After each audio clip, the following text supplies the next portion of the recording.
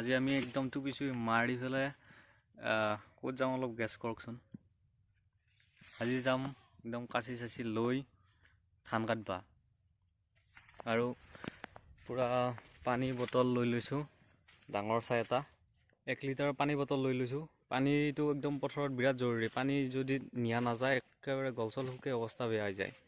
আৰু আমি আজি মানে ভিডিঅ'টোত এইটো বস্তুৱে দেখাব বিচাৰিছোঁ যে ধান কেনেকৈ কাটা হয় আৰু ধান চপোৱা প্ৰচেছটো সম্পূৰ্ণ আপোনালোকক দেখুৱাম।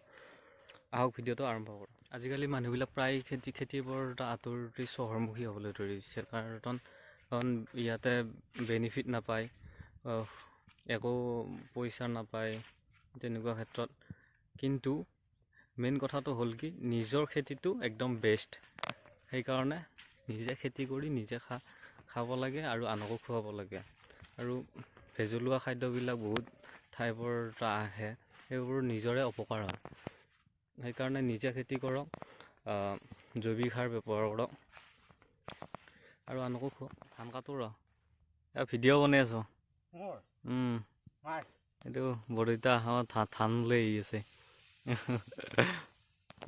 হৈছে এইবাৰ আমাৰ এইখন পথাৰত ইমান খেতি ভাল হোৱা নাই। কিছু ঠাইত বাৰু ভাল হৈছে, কিছু ঠাইত তাৰমানে একদম খেতি হোৱাই নাই বুলি ক'ব লাগিব। এয়া মই ধান কাটি আছোঁ, আমাৰ একদম খেতি বেয়া হৈছে, সময়মতে তাৰমানে পানী পোৱা নাই তাৰ কাৰণে।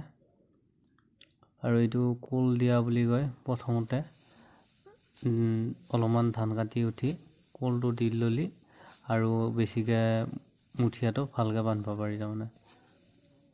তাৰপিছত লাষ্টত মুঠিয়াটো সম্পূৰ্ণকৈ বান্ধি থৈ দিয়া যায়।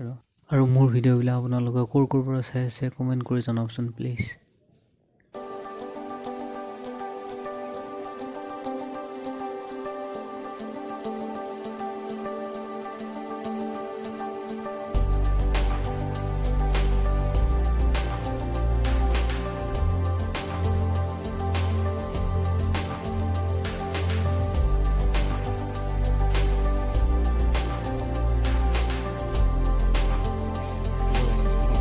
চাহ লৈ আহিলোঁ, এয়া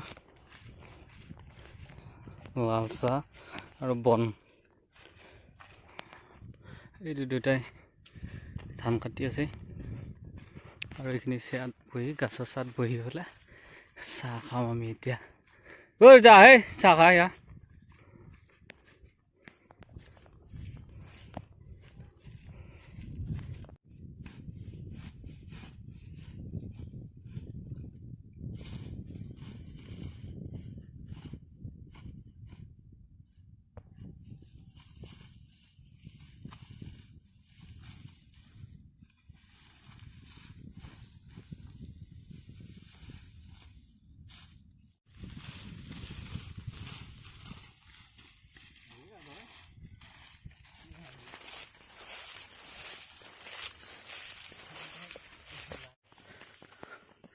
কষ্ট কৰিলেহে বোলে ভাল পায়।